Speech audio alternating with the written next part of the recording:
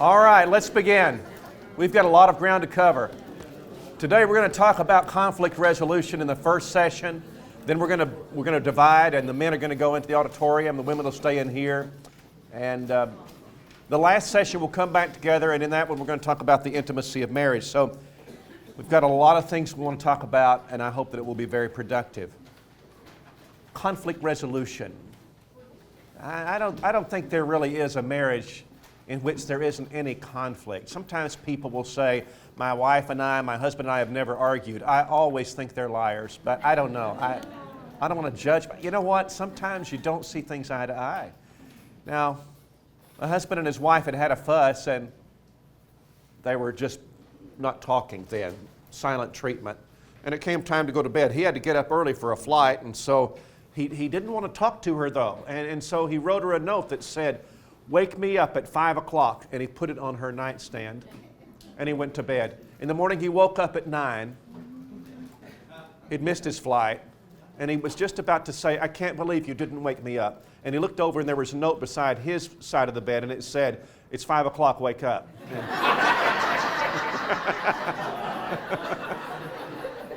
Okay, all right. What I want to do is this. You can't approach the subject of conflict resolution in marriage all in one genre. You can't just say all of them are like this because they're not. There are 4 categories of conflict that we need to address. And Cindy and I, dealing with counseling, face all of these often. And so let's break them down. I decided today that I want to bring the last one, which I think is most common, at the end. The last one is typical for, I reckon, all Christians. The first 3 sometimes will happen. And the first one is when trust is broken. Physical violence. There's a line that's crossed. Isn't it interesting how that we just have lines inside of our psyches that know that there's a line, you cannot cross that. And sometimes people do. And it's very difficult because you say, I know that you're sorry. I know you are, but could it be that we're going to reach this point of stress again, of frustration again, where this could repeat itself? And so sometimes trust gets shaken. Sometimes it's because of pornography. And we talked a little bit about porn last night.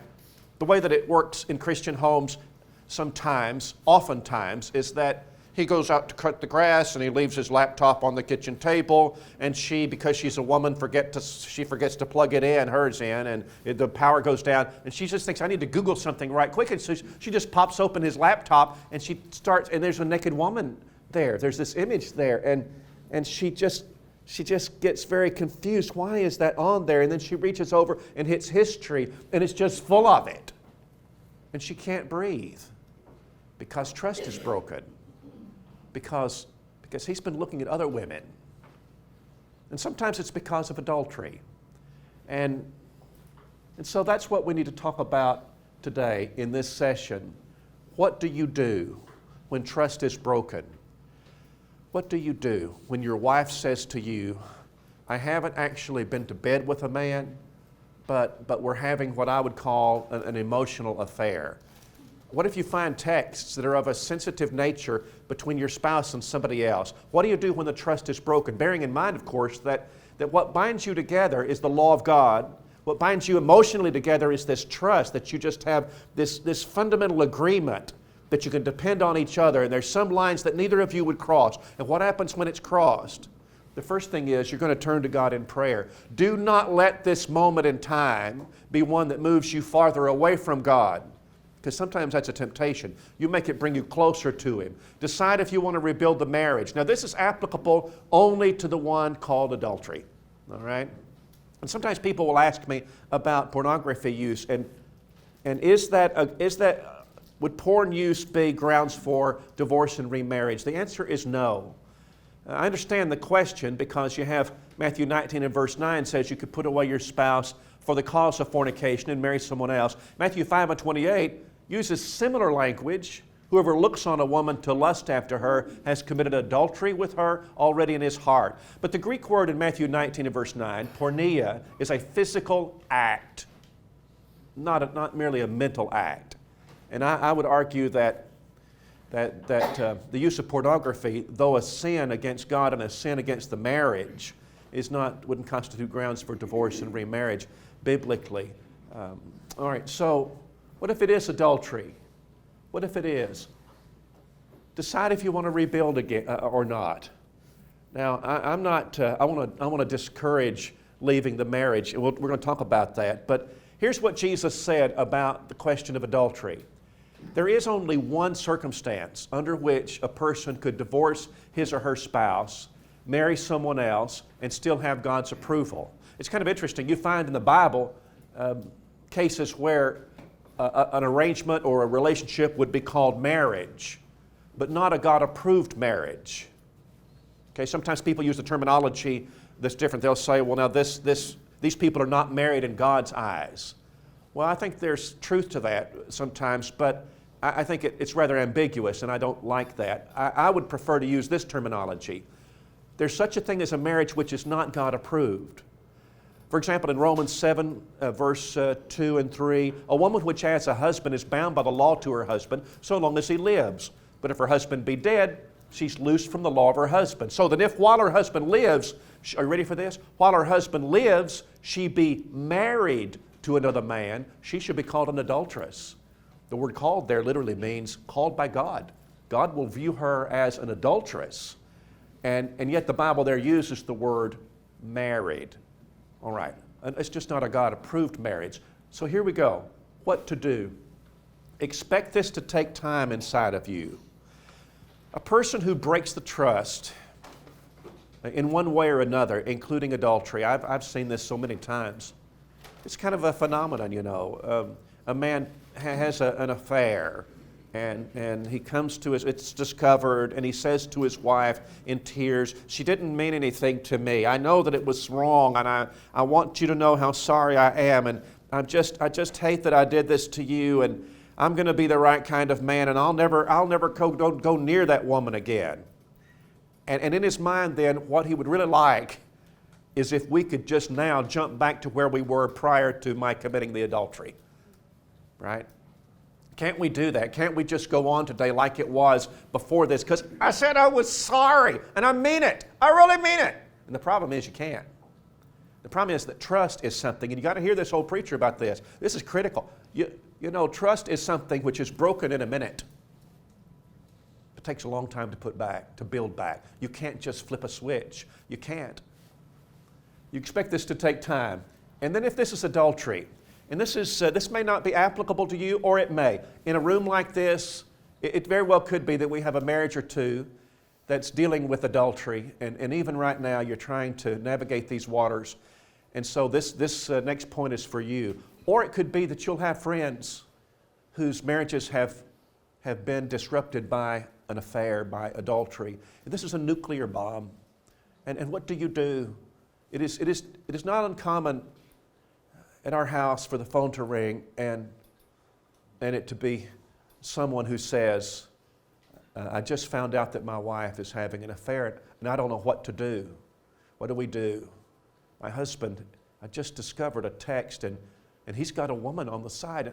I just found this out and I'm panicked. I don't know what to do. What to do? And this is the answer to that. The first thing you do is that you find out if the person who's committed the adultery is penitent. Do they want? Are they asking for forgiveness? Do they want to go on? Because you may have nothing to build on here. That's just the fact of the matter. Your spouse who committed the adultery may be done, and if that's the case, there's nothing you can do about that, right? Incidentally, the person who cares the least is the one who's in the control, really. The person who cares the least has the control. So if he says, look, I'm just done, I want to follow this other woman, I like her better, then you have little choice. But what if the person who committed the adultery says, I want to make this marriage work. I love you. What I did was stupid and bad and wrong. And what can I do? Then what you do is that you draw up a list of conditions. At the top of the page you would put, and I mean in writing, I would do it in writing. At the top of the page you'd put the conditions under which I'll make a go of this marriage with you. The conditions under which I'll make a go of this marriage with you. Now what would you put on the list? Number one, you've got to get away from him. I mean completely and permanently. If you accidentally see him on the street, and as I say this, I'm seeing people because this is real. Okay, this is really the advice that you give to people in this circumstance, and we're doing it frequently these days. That's got to be on there. I had one man say to me, he said, "Well, Glenn, I just think my wife's being unreasonable." What do you mean? He was the one who had the affair. What do you mean? Well, I mean, I understand that I did a wrong thing and feel bad about it and all that, and I shouldn't have done it, and I'm going to stay away. That woman didn't mean anything to me, and I'm going to stay away from her. But my wife says that it's a co-worker. This woman's a co-worker. And my wife says either I have to change to a different building or I have to get a completely different job, but I can't stay there working with her. And I just think that's unreasonable, don't you? It's not unreasonable. You know what? You can't be close to her. You can't. Proverbs chapter 5 says in reference to this very subject, are you ready for this? Do not go near to the door of her house. You've got to stay away from her. You've got to stay away from him. So here's one on the list, all right? And what I often encourage is that the severing, how do we do that? Because see, I've been having an affair with this man for 6 months now. And there is such a thing as treating him fairly, and I still do love him. And by the way, if I could just take a caveat here, this one drives me crazy, but it's real. And you need to think about it before you ever have an affair, is that you get emotionally attached. As sinful, as wicked, it's going to send you to hell. Realities about adultery is that your heart sometimes will be attached to this other person. You say, I know it's wrong, so I'm breaking up the relationship. I'm not going to ever go close to him anymore, but I still love him. I talked to a woman the other day under this circumstance. So, talked to them together, husband and wife, working through this. They're Christians and they want to make things right. And then I said, we were doing this over FaceTime, so we do that a good bit if people live far, far away. And so I said to him, I want you to leave the room, I'll talk to her alone. And I said, I need to know something. Are you done with this man in your heart? And she said, no. I'm doing the things to stay away from him. I know I can't, I got to be, but you know what? I do still feel for him. And I said, no, listen, lady, you got to get rid of that. I'm telling you right now, I want you to think about hell. I want you to think about the lives of your children and how it's going to affect their children. I want to tell you that if your husband starts smelling that you still love this other man, when you see this other man in your mind, I want you to think about Satan, because that's who he is. He hates you. He's going to destroy you, right? All right. 2, the offender has to agree to answer questions without frustration. If your mate's the one who committed adultery, you're going to go through an emotional process. And there will be times of the day when you feel really good and you're doing good. There will be times when you just have questions. And the person who did it has to agree that he or she will answer the questions without frustration. You have to agree to Christian counseling. Now, I know this is sometimes difficult because it's sometimes hard to find people who hold to Christ and will do marriage counseling, and you be very careful about secular counseling. Their values are not the same as yours. And it's just so easy for people who don't hold our values. It's kind of like arguing abortion with somebody who doesn't hold the values of Christ. You say, well, we could save the baby. We could do this or this or this. Well, just abort. It's the same way about MDR too. So look, this marriage seems rather difficult.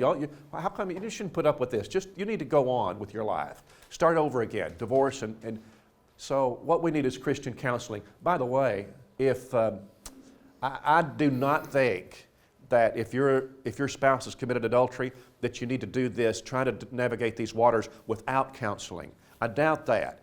And it's not only because I think you may need advice, it is because you need accountability woven into this.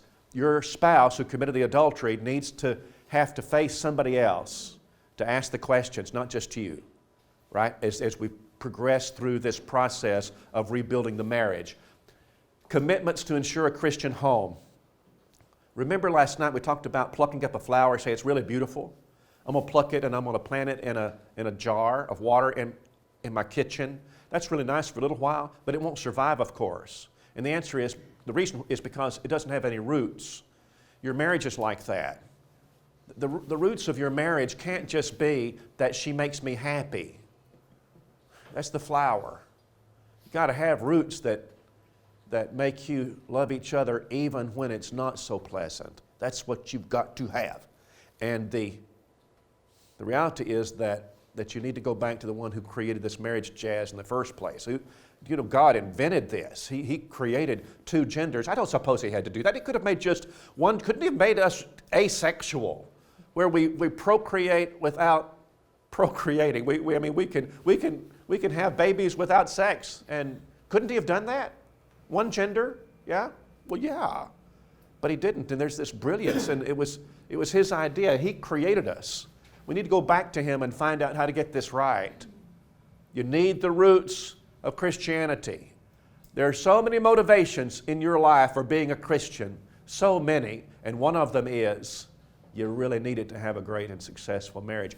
I would argue that God saved His very best for us, for faithful Christians. I mean, in reference to marriage, in reference to intimacy. We're going to talk about intimacy later today. And I'm telling you, I wouldn't trade places with anybody, right? God saved His very best for us. Complete transparency. What that means is that immediately the offended spouse, if you please, has to have all the passwords of your devices, access to your briefcase, access to your wallet, your purse, your everything. There can't be anything in your world. And incidentally, you're not involved in adultery. Your marriage is not wrapped up in adultery problems right now, probably. But can you just make it this way? Just be smart and have utter transparency with your spouse. Gentlemen, when you're at a restaurant with your wife and you get up to go to the restroom, always leave the phone on the table. Yours. You don't have to say anything. Just get up, I'll be right back, and leave it there and go to the restroom. And what are you doing? Are you following me? Are you tracking this? And your laptop, leave it on the table. Sometimes, just leave it out. And be sure that she has the passwords. Be sure he has your passwords. In other words, to say, your wallet, put it on the dresser. And ladies, if you want to go through your husband's wallet, I'm the speaker. I hereby give you permission. And gentlemen, and especially where you have adultery that has happened, he or she can look through your stuff, and you're not going to fuss. Now, this is the list. I'm telling you that this will be in writing.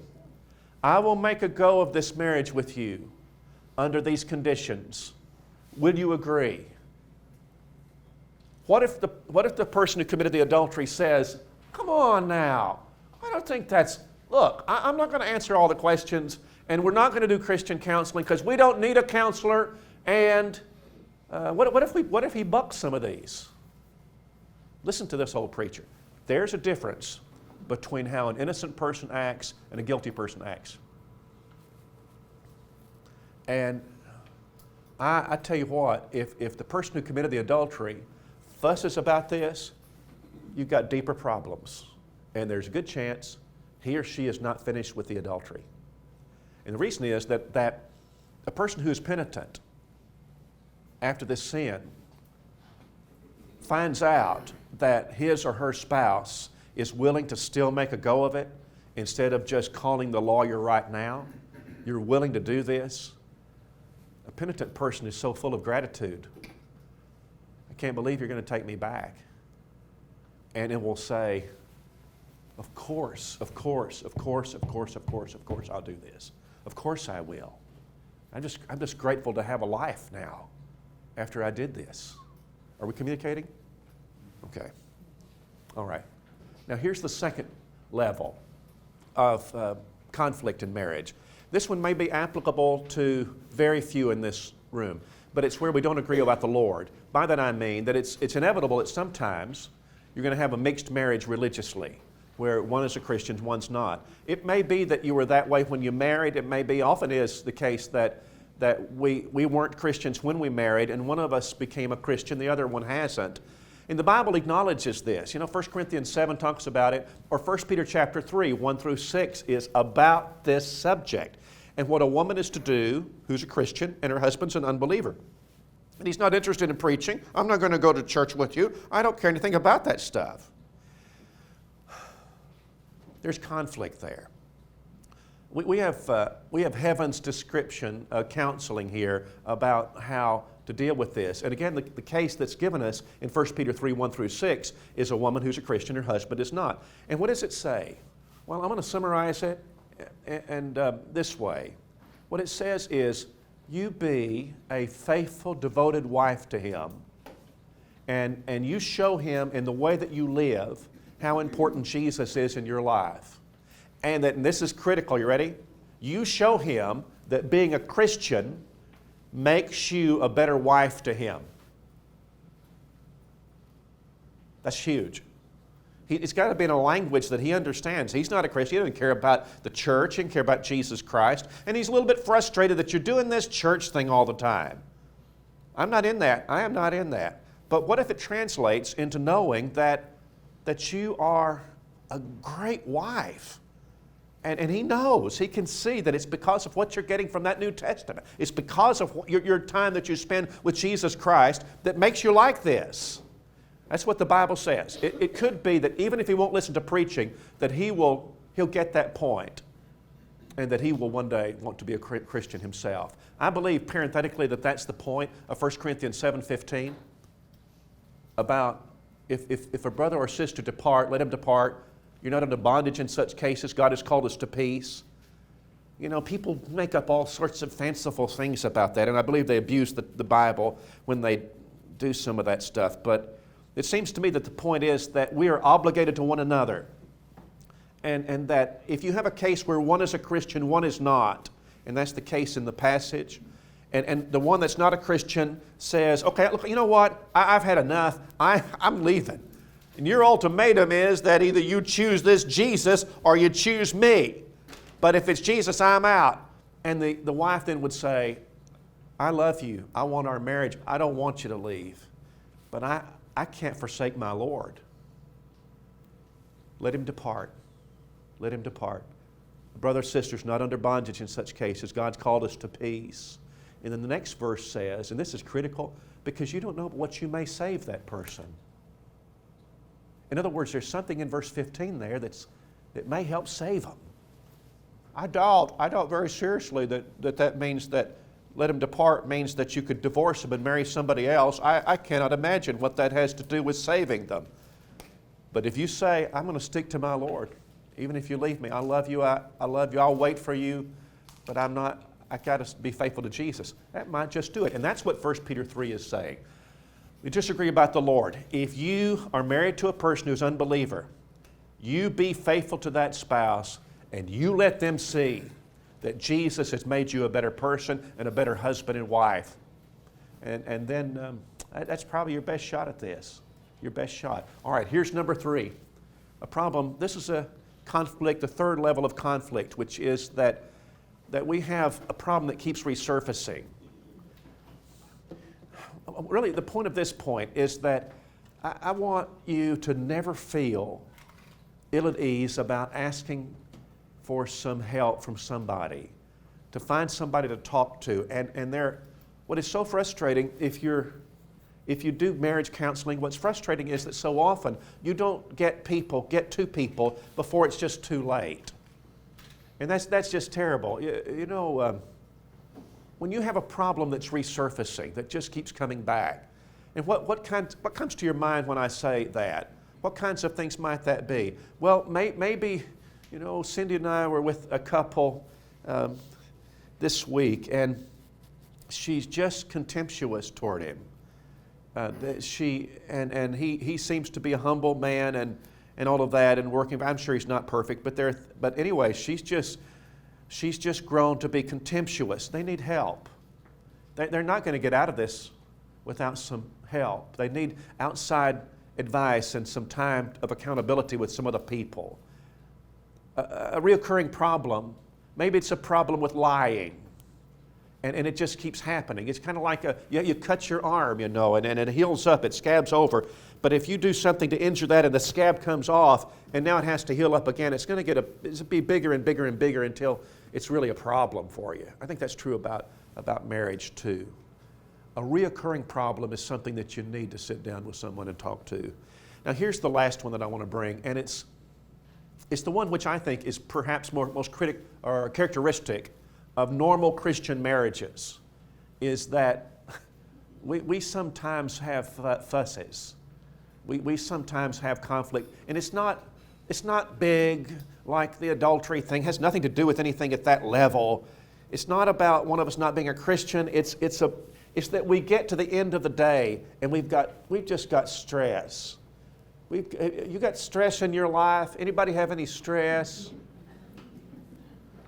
And sometimes it mounts. Sometimes it gets so big that we get to a breaking point. And it's kind of funny, if you get home at the end of the day and one of you is really stressed and the other is kind of chilled, kind of relaxed, you can probably work through that. It's those days when both of you feel it. Both of you are under that kind of pressure. So I want to make some rules about arguing with your spouse. In the first place, I hope you never do. But if you ever do have an argument with your spouse, I want you to have some base rules that you're going to follow. This is something that we will do. And you can't, I want you to write them down, of course, but I want you to put them in your heart, because you won't have your piece of paper when the fuss happens and your emotions are going to be getting higher. And so here are the rules. 1, don't pretend you can read minds. 1 Corinthians chapter 2 says, no man knows the things of a man save the spirit of man that's in him. In other words, you don't know what I'm thinking unless I tell you what I'm thinking. Don't say to your spouse, well, if you don't know, I'm not going to tell you. You never said that, did you? Or to be angry with your spouse over something that he doesn't, you're just assuming that he should know. He should know how I feel. He should know what I'm thinking. Let me tell you something. Men are different from women, I'm telling you. And it may just go right past him. It is wrong to have an argument with your spouse when you're assuming that he knows what you're thinking. He can't logically work through this if he doesn't understand it. So sometimes, we're not as smart as you women. We're not. And you've got to be plain spoken sometimes. Here's what's really bothering me. Now, gentlemen, you've got to be honest. You come home from work and what's really bothering you is the way that client treated you today. And your boss is always breathing down your neck and it just makes you so mad. And I should be making more money and I don't know what. And you come home and your wife says, hey, how was your day? Why are you talking to me like that? I exaggerated, but you understand the point. And when you do that, sir, when you find that you're snapping at your wife and it's not her, you've got to do the honest and right thing, and you stop right then. As soon as you realize it, you look at her and you say, honey, listen, it's not about you. I'm sorry. It's about what's going on at work. It's not about you. And I shouldn't take it out on you. It's not about you. You're wonderful. It's about what I'm going through. Once you recognize that that's what's happening, you've got to tell her. She can't read minds. I asked Mrs. Colley if I could tell you the following story, and she gave me permission. So she was about reading minds. And so one evening she was getting ready for ladies' night out, and I was at the table working on my laptop, and she went to the cupboard there she was getting things together, food items to get together to take to ladies' night out, and she pulled out this half-eaten bag of Lay's potato chips, the real good ones, She took it, she said, who ate my Lay's potato chips that I was going to take to ladies' night out? I'm the only other person in the house. It's like, how many chip eaters are here? I said, well, Cindy, you didn't tell me. And they were in the cupboard. That's where they were. That's where we keep things to eat. And all right. Don't get historical. Now, when you have a fuss with your spouse, number one, clarity. You can go a long time on an argument and it get really heated, and the fact is, it's not about what it's about, and one of you knows it and one of you doesn't. Can you hear what I'm saying? This is real, isn't it? Isn't it? Do this. Isn't this real? You do this. Don't get historical. You know the old joke. Every time my wife gets mad at me, she gets historical. You say, hysterical? No, historical. She reminds me of every bad thing I ever did. Now look, why do we get historical in an argument? And by historical, there is a time in which it is appropriate to go back to history and raise bad things, resurrect them. If you've got a pattern of sin going on in your marriage, you need to find not a time when you're arguing, but you need to find a time when you sit down and say, this is happening and it keeps happening and we have to deal with this. We've got to work on this.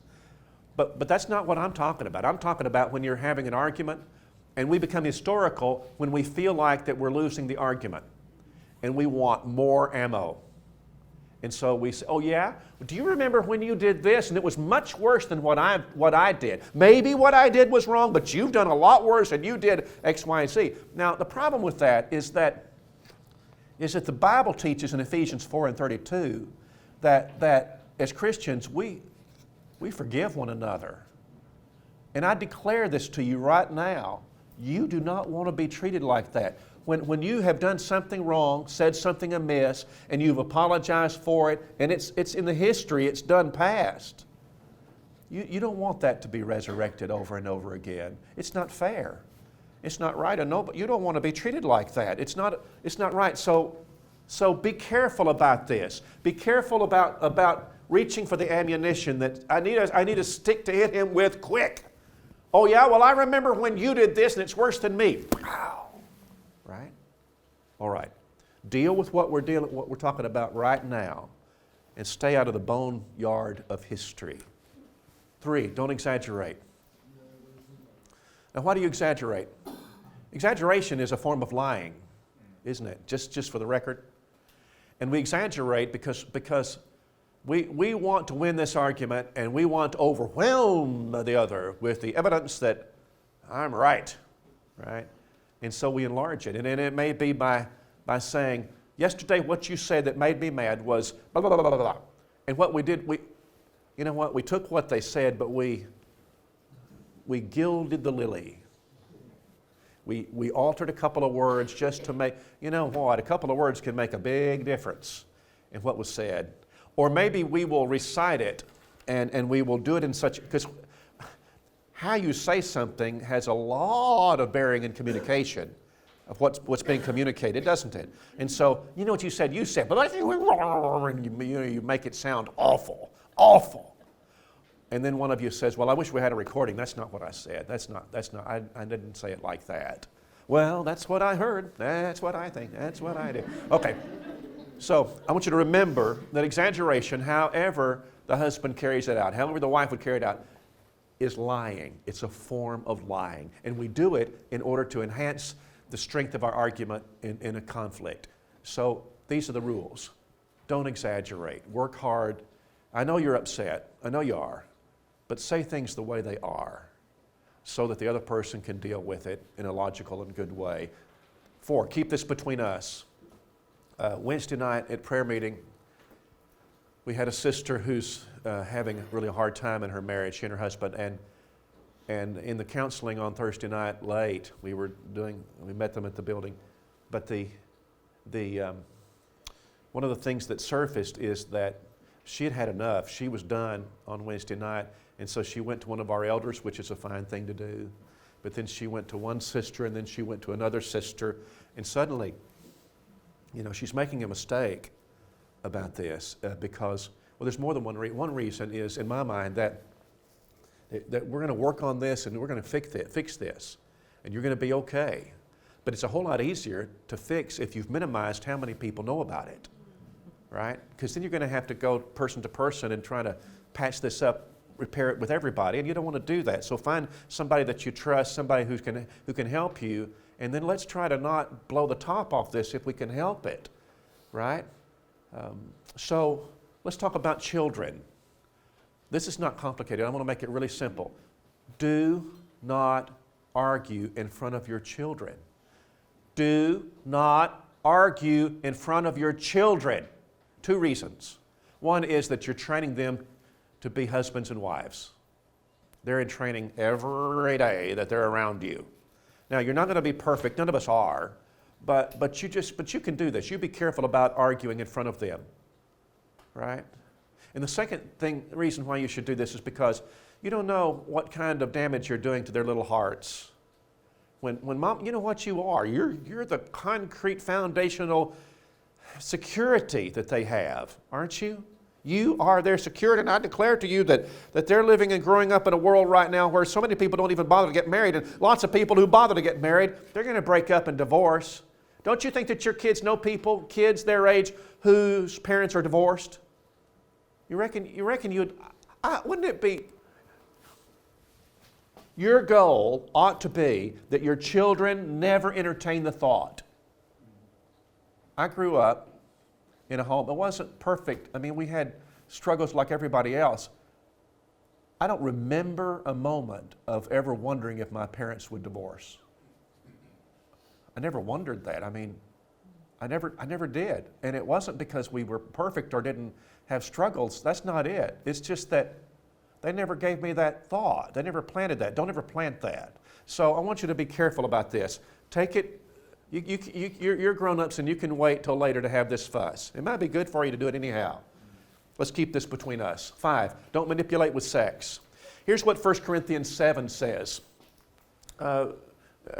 Beginning in verse 1, to avoid fornication, let every man have his own wife, every woman have her own husband. And then it says about sex, and we'll talk about this in session next after this one. Your body doesn't belong to you. Just get that. The old King James would say it this way, that you don't have power over your own body, but your spouse does, and then don't defraud one the other. Defraud means to take something that doesn't belong to you. Isn't that interesting? When you said I do and you signed that paper, you gave your sexuality to your spouse. That's it. She or he, they're your only sexual outlet, and that's it. And I'm going to develop that some more in a few minutes. But don't manipulate with sex.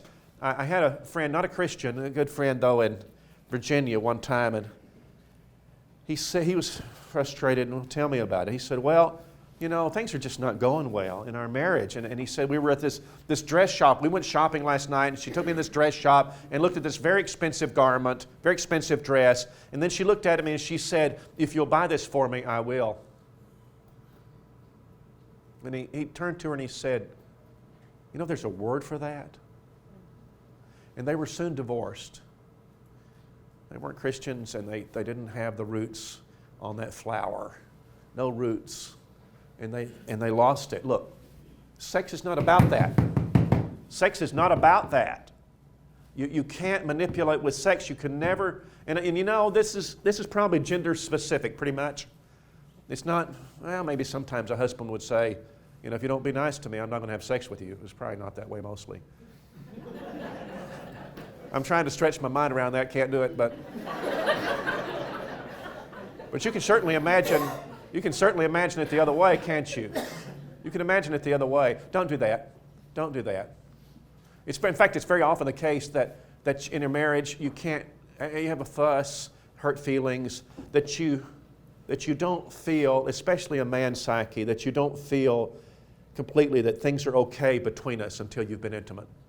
And then you feel back to normal. Then you feel like everything is okay. All right. Apologize well. When you have a fuss, and again, this is the category in which most Christians have conflict in their marriages. That's what we're talking about. And here are the rules. Apologize well. Don't do cheap apologies that are stamped Hong Kong on the bottom. Don't do that. You know how you do that? You say, well, I'm sorry, but, and then you list the mitigating circumstances. And here's why I did it. Blah, blah, blah, blah, blah, right? Well, keep it. Why should you just keep it? That's not good for anything.